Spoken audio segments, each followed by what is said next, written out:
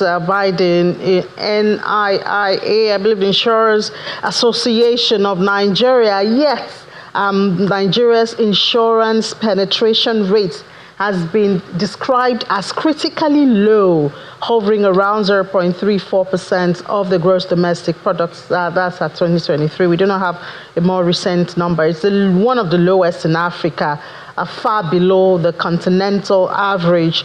The gross premium written, the industry has been seen as growing strong, especially since this announcement, of compelling, especially third-party insurance. We've seen a lot of people, forced to adopt it. So the GPW for full year 2024 hit 1.56 trillion. That's over $1 billion and indicates a 56% jump from what it was in 2023. The first quarter of this year saw a record 769.2 billion in GPW, an increase of 63.4 year-on-year.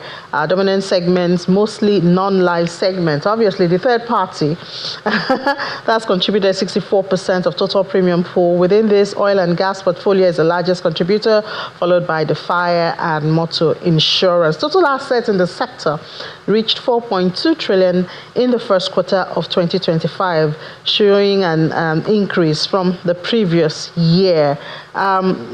And then there are key statistics and growth rates of the penetration and all of that. But let's find out if those playing in this sector are happy with what these numbers tell us or the implications of it. And we have with us here the Managing Director of Scrella Technologies, Mr. Gbenga Adigun. Mr. Adigun, good morning and welcome to the program. Thank you. Thanks for having me. So we've seen in recent times that the penetration is still low. Yes. But we've seen GPW increase, more adoption, also especially with the threat that people are putting over on our heads. Yeah. Are you happy with the status of adoption and activities in the insurance sector? Fantastic question. The answer is definitely no. Have we grown? The answer is yes, a bit, but can we do better? The answer is a very big resounding yes. The insurance penetration on the continent as a whole is about 0.5%. It's about 1%. In Nigeria, it's about 0.5%. No, sorry, I take that again. On the continent, it's about 3%. Now, if we remove South Africa from that, it drops abysmally low to below 1. So gross written premium is calculated as the total premiums collected across all different types of insurance, oil and gas, marine, aviation, life, non-life, the rest of it over our GDP. So that means insurance contributions to GDP is very low at 0.5. Now, what can we do to make it better? There's so much we can do. But the same things that has been bedeviling the industry for a long time, those fundamental issues are still there. And that's what the new NERA Act of 2025 is trying to address. So issues like, for example, in consumer apathy, consumer education, people don't know what insurance is. And when they even know, sometimes they don't trust it. And when they even hear about it, they don't have access to these services. And that's why companies like us are coming in to try and use technology to distribute efficiently, to innovate around distribution where people can have access to it via their mobile phones, via any digital channel, and also trust that when they have a claim or an issue, they are going to be attended to. But even that, isn't that expecting too much? I mean, even for fintechs and all, a lot of people are skeptical. They say, oh, if anything happens, I don't have an office. Yes. That kind of sentiment. We have it a lot in Nigeria. So now you're talking of technology with insurance that people never really trusted. And I've told a lot of insurance players that please, you guys should make a lot of noise about the premium that you pay. Yes. Then perhaps that could win the trust of more people because people just believe I do it because I'm compelled to. For instance, I have a third-party insurance, but if I want to access it, then it becomes a long story. So perhaps you guys should make more noise about that. But talking about using technology now, doesn't that need another level of convincing of the customers? Fantastic question. So the economy we are playing it is not exactly a trust field. I say that with all carefulness and responsibility. The insured, which is consumers like you and I, don't trust the insurer, the insurance companies. The insurance company also don't trust this side enough. Oh, tell me about that part. I don't know about that part. I honestly don't. So there's a lot of fraud in the insurance industry worldwide, because you are paying a little money, which is called a premium, for a promised larger benefit if a defined risk crystallizes. So because of that, everybody wants that benefit, even when they've probably not done what they're supposed to do. It's a contract. So there's a big trust deficit, which is also born out of education. It is not in our culture in this side of the world to naturally look to insurance as a financial safety net, as a financial mechanism that protects your asset, that can help you even literally create wealth. Because it is saying in this side of the world that you are just one illness away from poverty. Somebody in the family falls ill and the entire life savings of 10, 20 years is wiped out. Insurance could have provided that. Is a trading, is an exchange of uncertainty with certainty. So it brings stability, both in from the family to the business to even parastatals to government, everybody. So it should be a part of our financial lifestyle.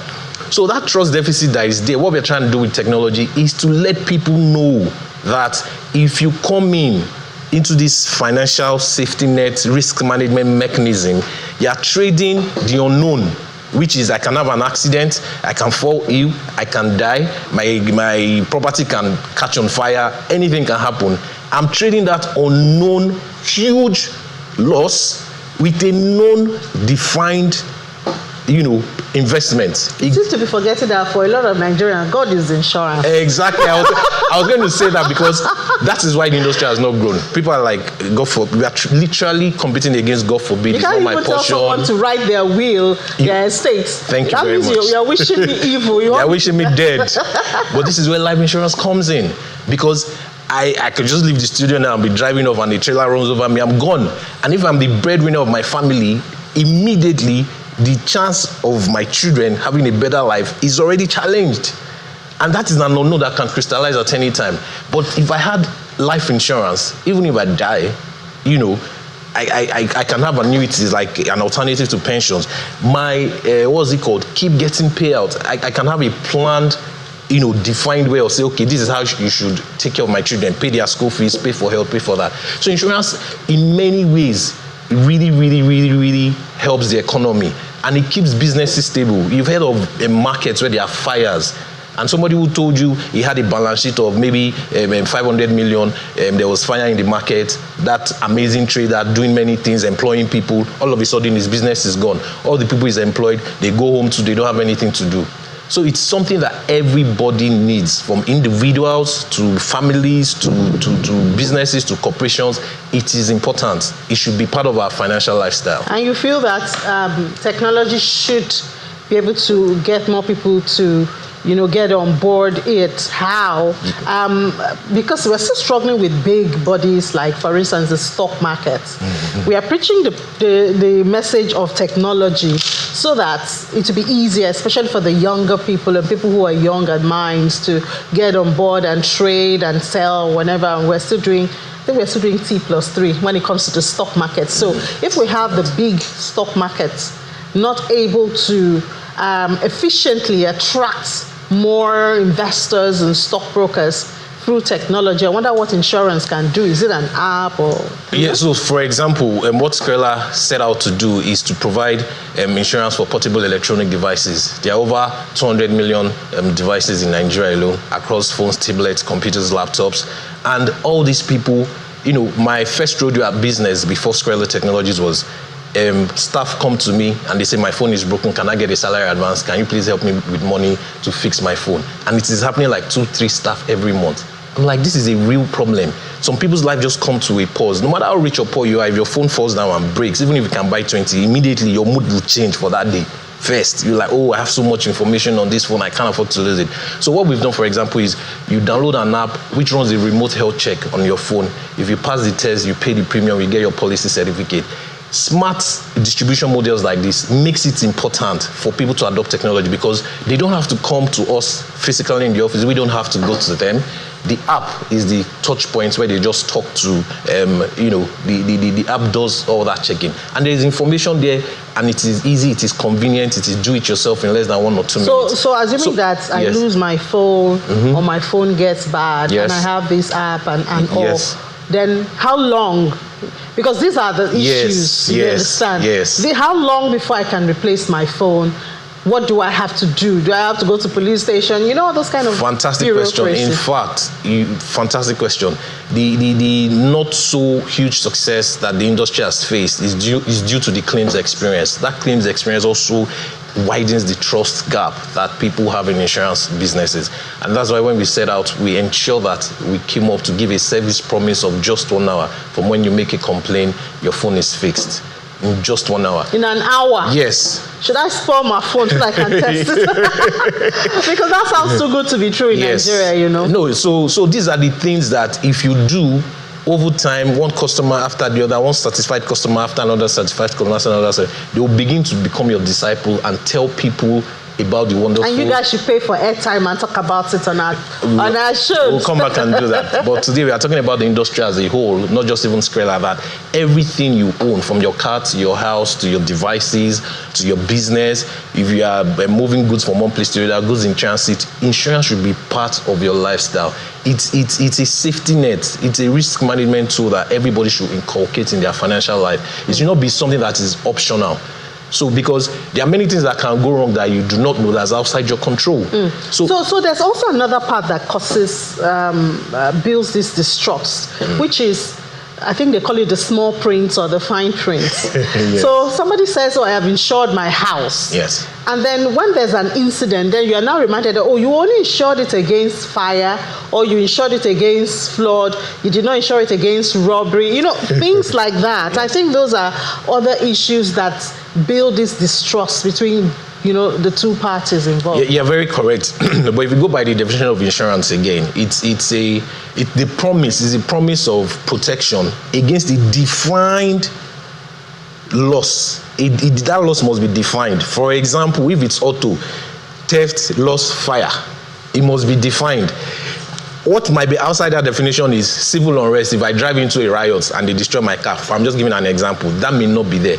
So it's very important that you deal with parties who are clearly defining what is covered. It is very important. So, but a lot of people just say, okay, they just signed a contract, they're not checking those things. So insurance companies now know better. Trust me, they may have done a lot of fine print, things in the past, but they now know better that to drive adoption and improve and create and let more people come into this safety net, we need to better tell them very clearly, unambiguously, that this is what is covered. It must be defined. So that is what insurance is. And you're paying a little to get a lot more later if a defined risk crystallizes. So it's something that protects, and it's something that everybody should adopt and endorse. It is not optional. We should not wait for the government to make insurance compulsory with your car, with your house, with your this. No. On your own, see it as a necessary and financial protection mechanism. Then COVID taught us a lot of lessons. Yes. A lot of things happened. I know some people invested in agriculture. I've forgotten what they call it then, where you're not a farmer, but you... Crowdfunding, exactly. And when all of that happened, people couldn't access their farms, things went really bad. People who thought they had insurance were disappointed. So I wonder if from a stakeholder, a player's perspective, there's been changes to accommodate things like those, unforeseen COVID kind of situation. So again, that COVID brought about a lot of changes to how industries did business, because a lot of things were unprecedented at that time. So even the multiple lines of contracts that you sign, some things were still not covered. COVID revealed a lot of things. But again, it comes to the matter of trust. This is where I thought, they are very correct, there are real life examples of that back in 2020. But I thought some insurance players should have overlooked some of those things that were not exactly covered, because this is something that affected everybody, and should have just called the partner, the insured, to have a sit down and say, let's have a compromise. This is not exactly this, but this is also not your fault. So let's have a middle ground. We've seen a lot of revolution in the space. However, if a space has been at 0.5% penetration for the past 5 decades or so, it means you cannot continue to do things the way you've been doing them for the past 50 years. Otherwise, you should not expect a different result. So if you want to drive adoption today, you have to be your customer's friend. You have to be proactive. You have to clearly spell out to them what the insurance contract they are going into nicely covers. It has to be clear, no ambiguity. And you keep reminding them. I also look for ways to reward them, especially if they've been good customers. You have a customer who has been paying premium for his car for 3 years, back to back. He's not had an accident. He's driving properly. You have to go above and beyond to keep such people, because it's very easy for them to just think out of it and say, I'm a careful driver. I didn't have any accident. I didn't make any claim. I'm just contributing to the pool to other people who are making claims. People like that should be quickly recognized. And that is where technology and data comes in. You use all that technology and data to see how you can incentivize such ones, to see how you can give them discounts on the next premium, to see how you can do something for them. So I really wish there would be a lot of attention given to that, because I think that's a common scenario. Someone has been contributing to the pool for years and has not made any claims. I mean, I would not purposely hit my car, because I want to make claims. Perhaps the insurance sector or its industry should look at a way of compensating. That could also be an incentive for people to not just participate, to even be more careful, because it even costs the insurance less to compensate than to replace. Fantastic. So exactly. And I dare say today, we thank God for technology. Nigeria is one of the hotbeds of technology, from fintech to any space, whether I like it or not, edtech, health tech, the rest of it. I'm very happy with what we are seeing. The industry is really, really revolutionizing. People are coming up with bright and beautiful ideas. And that's where the insurtechs come in. They are nimble, they can move faster, they can deploy technology, they can use technology to scale, to distribute, and a collaboration with the traditional insurance players who don't move as fast because of obvious reasons. They are big. When you are that big, it's not easy to be that nimble. So we are seeing more collaborative efforts, co-creation of products, and collaborative efforts to help drive adoption, to help delight the customer. Because the success of any insurance business, no matter how big or small, is in the claims experience. What happens when I call you and tell you I've had an accident? Do you delay me for 2 weeks? Because that car might be what I'm using to move around, to even literally feed myself. What if it's an Uber or something? So we must continue to ensure that we delight, the consumers, people who are buying these contracts, these insurance covers, to make sure that they are really, really happy. They see it as this thing, I cannot live without it. So, and it will help them to begin to think less of, it's not my portion, God forbid, it will not happen to me. Blood of Jesus. Which are the cultural nuances that we have been facing in the industry. All right, thank you so much, Managing Director of Trailer Technologies, Mr. Gbenga Adigun. Thank you. Thanks for having me.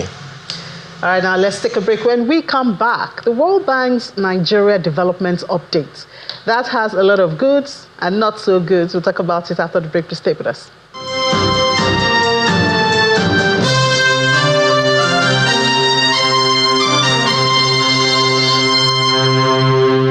Partnership